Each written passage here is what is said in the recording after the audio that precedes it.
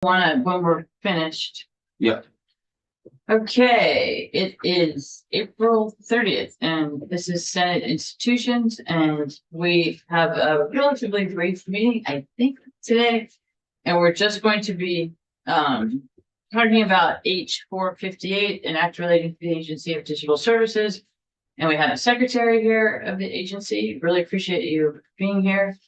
And so if you want to just, for the record, introduce yourself. Perfect. For the record, Denise Ranvius, Secretary for the Digital Services Agency and State CIO, Chief Information Officer. Thank you. And then, as you know, we have still on the wall H 458, which we would like to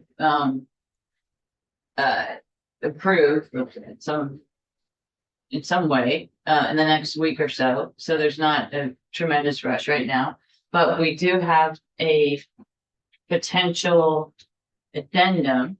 So I'll pass this around. Better angles, Yeah. and then make sure that secretary has a copy, and I believe you've seen it. And this is an amendment that would request that, in addition to all of the other studies you are doing, and we do appreciate those, that we get a report on the public agency, on all of the state agencies' sale of personal data. And as you know, that data has come into the jurisdiction of this committee, and sale of personal data is something that we definitely need to know about so that we can determine whether or not we need to take any action on it. Perfect. So, thank you. The original language that was proposed in H 458 was language that we worked really closely with House Energy and Digital Infrastructure on. So we were comfortable with what was being requested of us, which was really putting in statute under ADS's statute 3303 that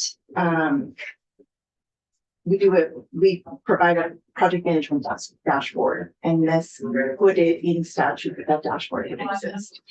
There was a couple of other components of language in there, but for the most part, that summarized those changes, and we were comfortable with that. I do understand there's now a second amendment, but the first amendment we're aware of is the most recent changes, adding data definitions and language. Those don't currently fit under ADS statute that they're associated with. So creating data definitions and a request for a one-time report under 3303 is not, it's imbalanced. And if you look at, and this is something that we would be happy to work with Budget Council on, if you look at F71 that was passed, which was the data privacy bill coming out of Senate, it was passed through Senate, it's sitting in House right now. Those data definitions were actually had different definitions than what this proposal would have. And so if there are varying degrees of definitions, we would now have conflict in statute. Even if we were to recommend, oh, this should go in a big bill or this would go anywhere, and I'm not a legislative expert by any means, but this is something that I would look to Budget Council to say, we would be creating conflict here, and who would be the source of truth on the actual definition. Right. And that doesn't make sense. It doesn't make sense. Can I ask you about, are you looking at what was just handed out?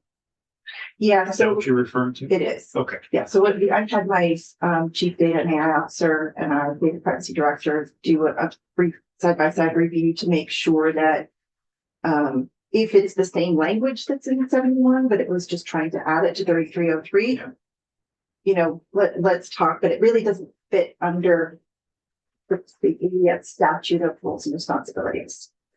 A one-time report could be asked in many different ways, but I would just like to look at the data definitions not being different than what's already been proposed and passed through Senate. I agree with you that the definition should not conflict. And I would suggest that we wait until S71 is finished before we make that decision.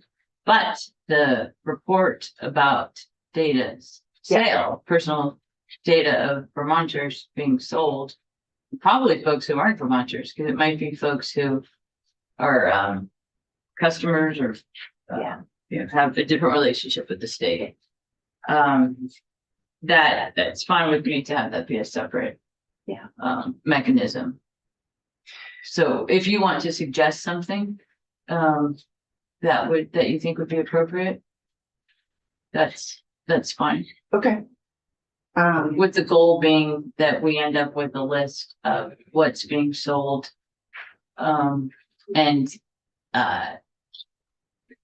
My feeling on it, like to hear from the committee, is that it should be as comprehensive as possible.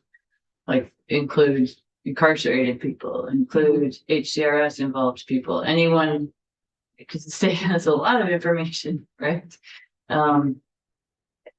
So I think it should be as comprehensive as possible and indicate the type of relationship that the folks have with the state and the types of data that are being sold and to whom they are being sold. So like just does the committee have any comments? No, I agree that as comprehensive as it possibly can be, I think it's the best way to go. And that way you're not skipping anyone, so fully on board with that. So we would not get, just to be clear, the committee would not get the data. We would just correct. get the relationship of the person with the state. Okay, yeah, go ahead. Sorry, I thought you were gonna finish. I apologize, I came in a couple minutes late, so maybe I missed this. Where's it coming from? Is this coming from you or? Well, it would be from the committee. Okay, We talked about this before. Didn't we talk about this before? I don't think we talked about it. So, and what problem is it trying to solve? It's. I was surprised that the state sells personal data. What personal data? Well, I know there was something that went on a few years ago where DMV, it became public that DMV was selling I can data. clarify that. Okay, So agencies aren't selling personal data. Agencies are selling public records. okay. And the selling transaction that we're talking about, this is what we've been meeting with Energy and Digital Infrastructure on this. It ties back to the web portal board and a 2019, I don't know. It's been, I don't even know what year it is right now, but basically almost 2 decades old that this portal board has been in place, and the concept is to be self-funded. So 2 decades ago, that made sense. Today, we have to ask, does it really make sense? And so it initiated some of those conversations. Being self-funded means that there has to be a source of revenue somewhere. We have a partnership with an organization that hosts our website presence, our Vermont.gov environment. And they are also taking in, I would say, the majority of online transactions when it comes to registering your vehicle, paying for a, you name it, right? So any transaction that's flowing under the URL Vermont.gov would be going through this organization. They take a small percentage of that fee, similar to what we would pay a credit card company. And they use that to offset the cost of hosting a website, and they don't charge us for hosting the website. And so there's 2 areas of data sales that are public records. They're both required under federal and I believe state law. One is the Driver Privacy Protection Act, or DIPA, and those are driver history records. And there is a subscriber list that's approved of annually by DMV that is provided to them as DIPA authorized recipients of this information. And their driver records, you think insurance companies, organizations that would need to have that information. That's required by federal law. So I believe that Commissioner Collier is in House committee right now testifying to this. The other one is limited criminal history records. So both of those are not considered to be personal data under the definitions here. Both of those are actually public records. So one of the recommendations that we're making is to consider a relook at the current public records laws in Vermont and the allowance for organizations or individuals who are recipients of public records to potentially update the law that may prevent them from selling that data once they have it.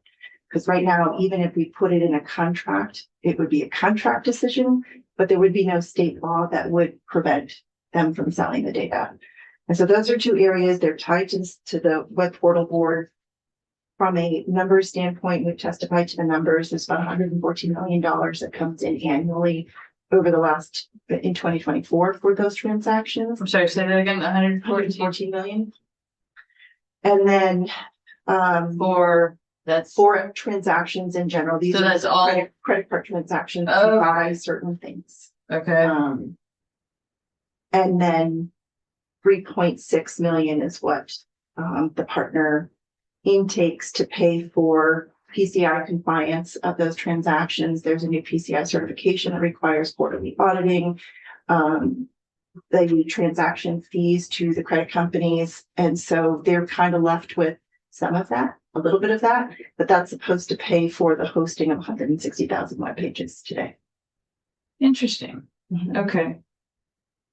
Yeah. And so just to be clear, we have to have a host for our website. Yes. And this is more, and these are public records anyway. So anyway, yes, so it's not necessarily individuals' data that they couldn't look up or anything like that. So, okay. Yeah, it's not just- tied to health. yeah. It's not tied to So you're- eligibility. Yeah. So none of those. No, these are very prescriptive and limited to public records. So the driver privacy, so there's a subscription list. So can anybody get on that subscription list? I requested the contract and I am waiting for review of that contract to see who anybody would be. You have to keep in mind too that there are organizations like LexisNexis that are in the fraud prevention space that is on that list, but they're also considered to be a data broker. And so there's the challenge of, but if I had a contract that they're not allowed to sell the data, then it does, even though it's public record, it puts a little bit more control around public record. But that wouldn't be something that we would look at, BSA 3303 to do. It would be something that we would look at the public records laws in Vermont to do. Sure, and it might even be a operations consideration too. It might be more simple than that. And if I could share too, so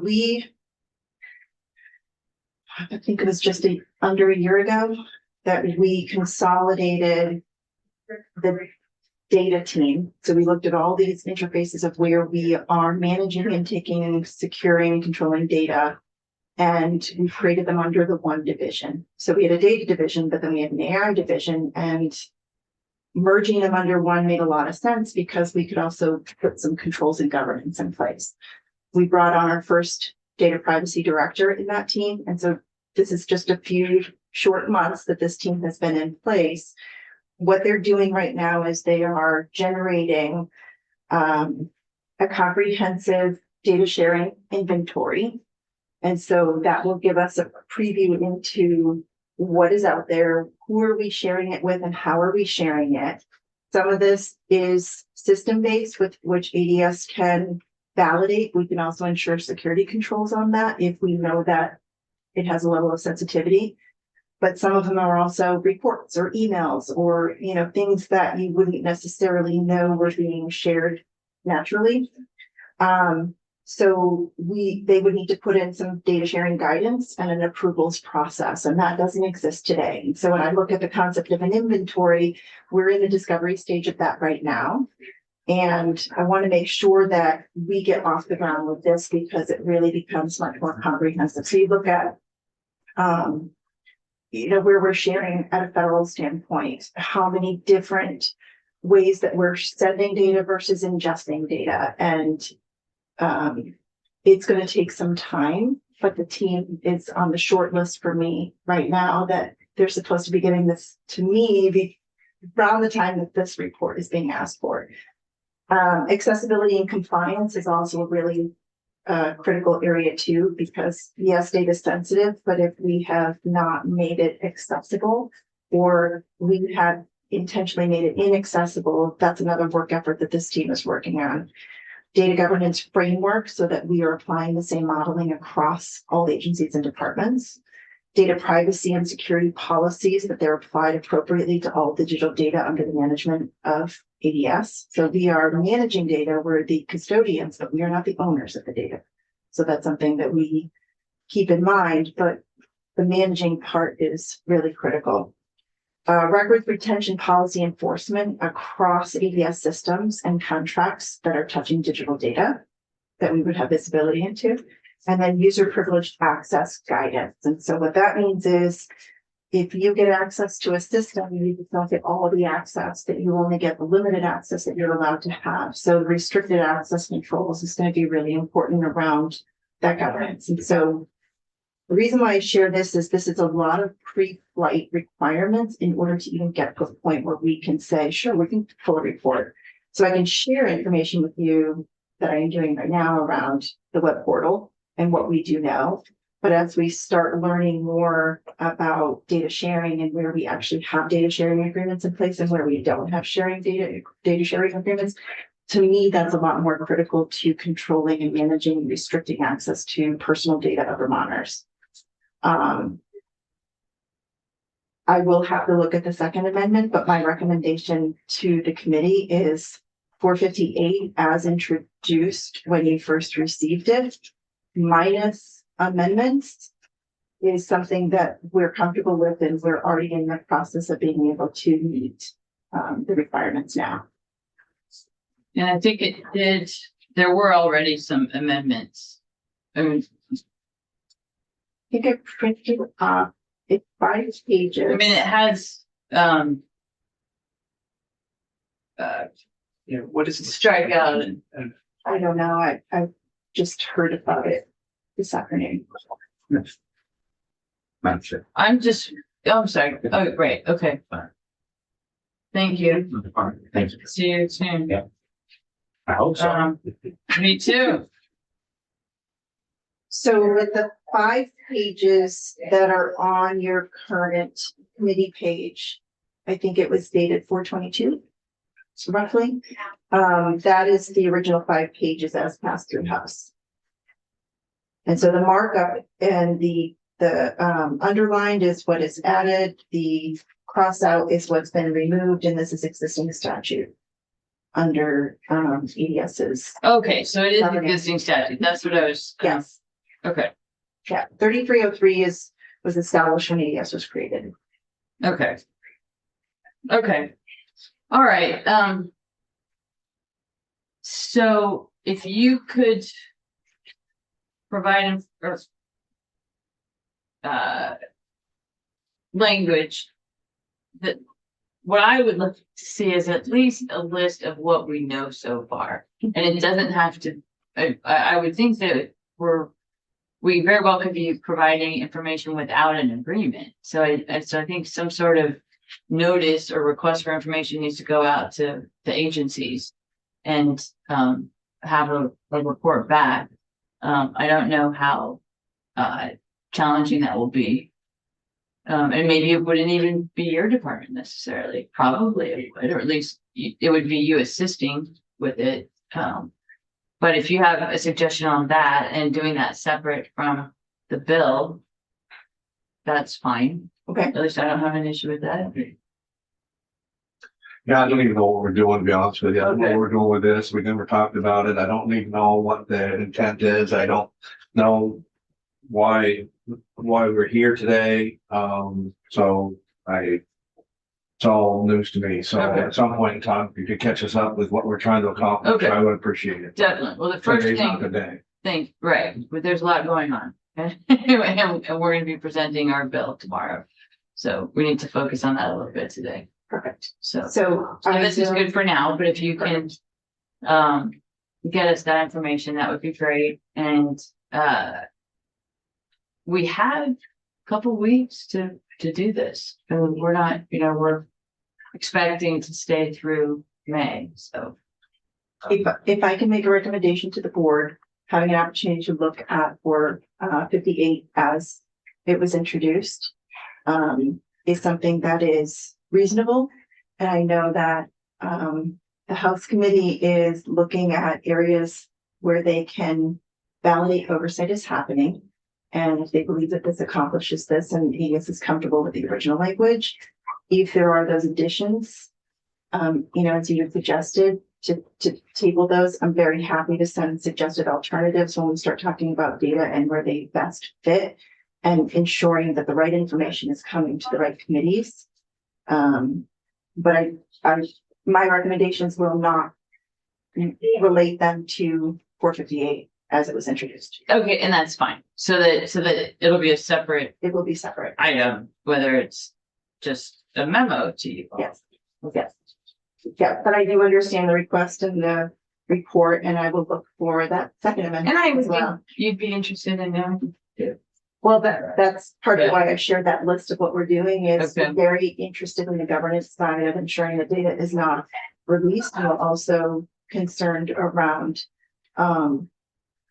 the influence of artificial intelligence when it comes to both security and the access to data, and public records is not taking into consideration the availability of data and information everywhere. And we do know that companies are making money off of public records Yeah, of Vermonters.